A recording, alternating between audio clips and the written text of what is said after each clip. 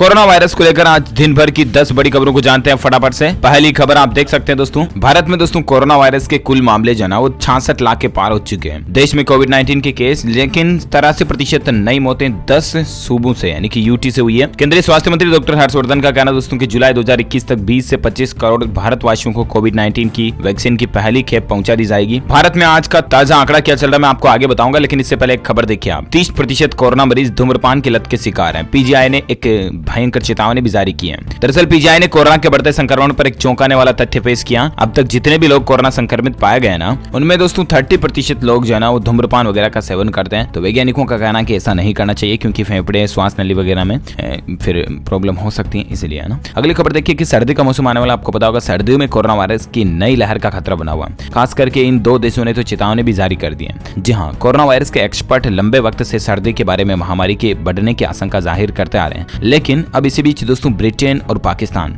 इन दो देशों ने अपने नागरिकों को चेतावनी दी है कि सर्दी में कोरोना के मामले और भी ज्यादा बढ़ सकते हैं। और इसी खतरे को देखते हुए पाकिस्तान के प्रधानमंत्री इमरान खान ने लोगों से मास्क पहनने की भी अपील की है। ब्रिटेन के प्रधानमंत्री बोरिस जॉनसन ने भी कहा दोस्तों कि कोरोना के मामले सर्दी में बढ़ सकते हैं। जॉनसन ने कहा कि क्रिसमस के वक्त और संभवतः आगे भी कोरोना के मामलों में उछाल देखने को मिल सकता है। बोरिस जॉनसन ने बात भी स्वीकार की कि देश में लगाई गई पाबंदियों से कुछ लोग नाराज जरूर होंगे, लेकिन उन्होंने कहा कि यही एकमात्र समाधान है। जॉनसन का कहना है कि इस साल सबसे अधिक मुश्किल भरी सर्दी हो सकती है, क्योंकि हमें इसका सामना करना होगा। तो कुल मिलाकर के दोस्तों वैज्ञानिक भी कई सारे जो यही अनुमान लगा रहे कि सर्दी के मौसम में जो कोरोना की दूसरी लहर आ सकती है, मामले बढ़ सकते हैं। इसलिए मेरी भी आपसे रिक्वेस्ट है कि आप भारतीय नागरिक होने के नाते प्लीज मास्क का जरूर इस्तेमाल करते रहें। चाहे सर्दियों का मौसम हो, गर्मी, बरसात, कुछ भी हो, मास्क जरूर लगाएं आप, और खास करके ध्यान रखें अपने खुद का, परिवार वालों का, ठीक है ना। चलिए अगली खबर दोस्तों, स्वास्थ्य मंत्री ने बताया कि भारत में कब होगा टीकाकरण और सबसे पहले किसे मिलेगी वैक्सीन। जी हाँ, कोरोना वायरस के संक्रमण के बढ़ते मामलों के बीच रविवार को ही केंद्रीय स्वास्थ्य मंत्री डॉक्टर हर्षवर्धन ने वैक्सीन को लेकर कई अहम सवालों के जवाब दिए थे। जैसे कि भारत में एक तो वैक्सीन कब से मिलेगी, जिसमें मैंने आपको ऑलरेडी बता दिया कि जुलाई 2021 तक 20 से 25 करोड़ नागरिकों को कोरोना वैक्सीन का टीका लगा दिया जाएगा। लेकिन टीकाकरण के लिए सरकार की योजना क्या?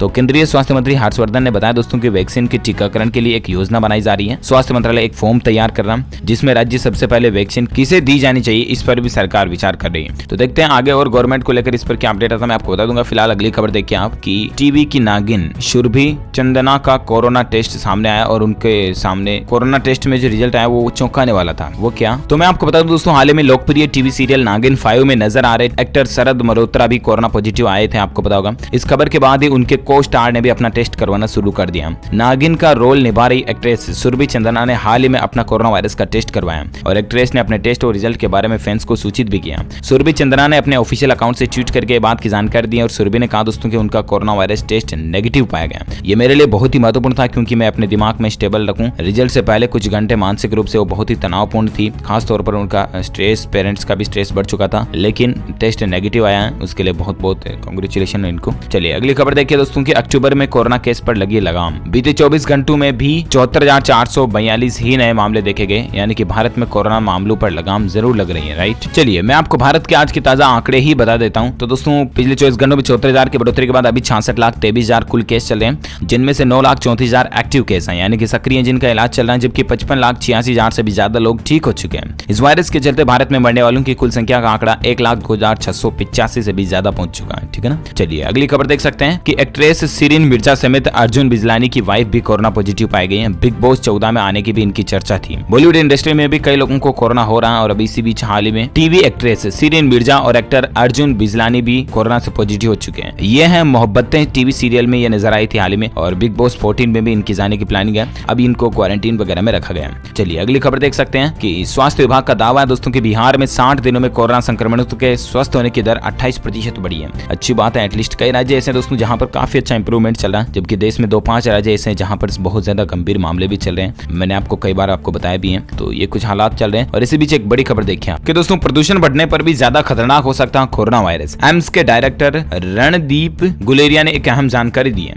जी हाँ, आपको पता होगा हमारे देश में राष्ट्रीय राजधानी दिल्ली में बहुत ज्यादा वायु प्रदूषण होता है, राइट। और ऐसे में कोरोना महामारी के बीच दिल्ली एनसीआर में प्रदूषण का स्तर बढ़ने लगा, और प्रदूषण बढ़ने पर अक्सर सांस संबंधित बीमारियां बढ़ जाती हैं। क्या सर्दी में जो सर्दी का मौसम होता है उसमें प्रदूषण ज्यादा बढ़ने पर कोरोना और भी खतरनाक हो सकता है? इस सवाल पर, इस विषय पर एम्स के डायरेक्टर डॉक्टर रणदीप गुलेरिया ने एक अहम जानकारी दी है। वो क्या, आइए मैं आपको बताता हूँ। दरअसल रणदीप गुलेरिया ने कहा दोस्तों कि कुछ रिसर्च में बात सामने आई कि प्रदूषण बढ़ने पर कोरोना वायरस हवा में अधिक देर तक रह सकता है, क्योंकि जिन लोगों को पहले से ही सांस लेने में दिक्कत या अस्थमा की बीमारी है, उन मरीजों के फेफड़ों में प्रदूषण कण जाने से सोरियासिस हो जाता है और इस वजह से फेफड़ों में सूजन आ जाती है। सांस के मरीजों की बीमारी और भी ज्यादा गंभीर हो जाती है और इस समय अगर सांस के मरीजों को कोरोना संक्रमण होता है तो ये बेहद घातक हो सकता है। इसलिए ये बेहद अहम है दोस्तों कि इस साल प्रदूषण के स्तर में कमी लाई जाए। और आपको पता होगा कल ही मतलब टुडे मॉर्निंग बुलेटिन न्यूज के अपडेट में आज मैंने आपको बताया था कि दिल्ली के मुख्यमंत्री अरविंद केजरीवाल जो है ना वो भी मतलब एक बैठक करने जा रहे हैं कि आखिर दिल्ली में वायु प्रदूषण पर कैसे लगाम लगाई जाए, रोका जाए इसको। तो इस पर अहम बैठक भी हो रही है। दिल्ली के पर्यावरण मंत्री वगैरह भी इसमें शामिल थे। देखते हैं आगे और क्या नया अपडेट आते हैं मैं आपको बताऊंगा। फिलहाल अगली खबर देखिए कि सालों पहले हो गई थी डोनाल्ड ट्रंप के कोरोना पॉजिटिव होने की भविष्यवाणी। बाबा वेंगा ने देख लिया था भविष्य। जी हाँ, मीडिया रिपोर्ट चल रही है ऐसी दोस्तों। हालांकि आज की टेक्नोलॉजी और विज्ञान की दुनिया में इन चीजों पर बिलीव करना नामुमकिन सा लगता है, राइट। लेकिन मैं आपको बता दूं दोस्तों कि बुल्गारिया के बाबा वेंगा की भविष्यवाणी ने लोगों को हैरान कर दिया क्योंकि उनके कई प्रेडिक्शंस सही साबित हुए, चाहे वो वर्ल्ड ट्रेड सेंटर का अटैक हो या थाईलैंड में आया सुनामी हो। हालांकि बाबा वेंगा की मौत 1996 में ही हो गई थी, लेकिन मौत के पहले भी उन्होंने कई सटीक भविष्यवाणियां की थी। बाबा वेंगा अपने घर के पास आए धूल भरे तूफान के कारण अंधे हो गए थे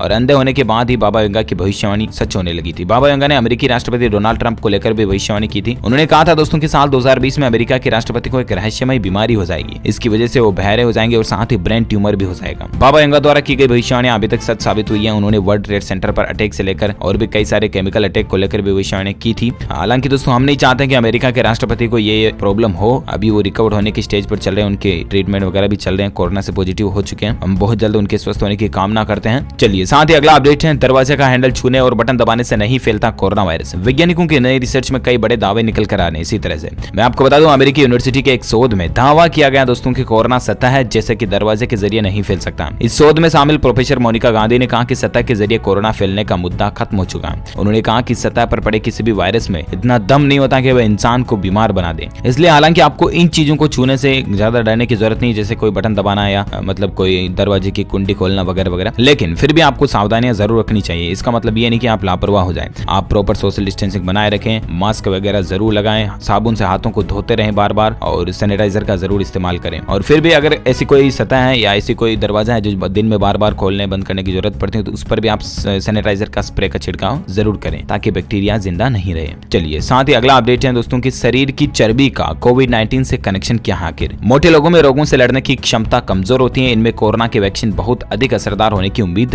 नहीं है। जी हाँ, अगर आप भी मोटे हैं तो हालांकि आप चौंक सकते हैं इस खबर से, लेकिन मैं आपको बता दूं दोस्तों कि हाई ब्लड प्रेशर और डायबिटीज जैसी कई बीमारियों का संबंध अधिक वजन से है। इनसे जूझ रहे मरीजों का कोविड-19 से लड़ना थोड़ा मुश्किल हो रहा है क्योंकि शरीर में ज्यादा चर्बी होने पर एक तो फेफड़ों पर दबाव बढ़ता है और साथ में सांस लेने में भी तकलीफ होती है। इसके कारण खून में थक्के भी जल्दी जमने लगते हैं क्योंकि अमेरिका में मोटापे की दर बढ़ने के साथ ही कोरोना वायरस पर नियंत्रण में उसकी भूमिका और भी ज्यादा पेचीदा होती जा रही है। और हाल ही में कई अध्ययनों से भी ये पता चला दोस्तों कि ज्यादा वजन वाले लोग जो होते हैं ना वो दूसरों के मुकाबले बीमारी के गंभीर हमले का शिकार हो सकते हैं। इंसान और जानवरों की कोशिकाओं पर प्रयोगों से पता चला कि ज्यादा चर्बी किस तरह से इंसान के शरीर के इम्यून सिस्टम को बिगाड़ सकती है, अस्त व्यस्त कर सकती है। इसीलिए अगर आप भी कुल मिलाकर के मोटे हैं तो जरूर आप घर पर ही एक्सरसाइज वगैरह करना चालू कर दें और अपने वजन को घटाने की प्रयास करें, कोशिश करें। बाकी भगवान आपको स्वस्थ रखे, हमारी यही कामना है। और चलिए फिलहाल अपन आगे बढ़ते हैं अगले अपडेट में, जहां खबर देख सकते हैं कि कोरोना ने शॉपिंग का तरीका ही बदल दिया। लोग बाग जो है ना अब ज्यादा इलेक्ट्रॉनिक्स गुड्स वगैरह की इनकी परचेसिंग कर रहे हैं। जी हाँ, कोरोना महामारी के कारण ऑनलाइन शॉपिंग तो बढ़ी गई। आपको पता होगा कई सारे ई-कॉमर्स प्लेटफॉर्म के जरिए इलेक्ट्रॉनिक गुड्स की बिक्री में ज्यादा उछाल देखा गया। स्मार्टफोन्स हो गया, laptop, television, fridge, washing machine वगैरह इनकी बिक्री में 17% तक की बढ़ोतरी देखी गई है। बाकी ज्यादा मतलब कॉस्मेटिक वगैरह इस तरह के प्रोडक्ट्स कम बिक रहे हैं क्योंकि कोरोना होने का खतरा ज्यादा, खाने पीने की चीजें भी कम बिक रही हैं। चलिए साथ ही अगले खबर देख सकते हैं, अमेरिका में कोरोना के चलते करोड़ों लोग बेरोजगार हो चुके हैं। अब आखिर वो अपना गुजारा कैसा करें।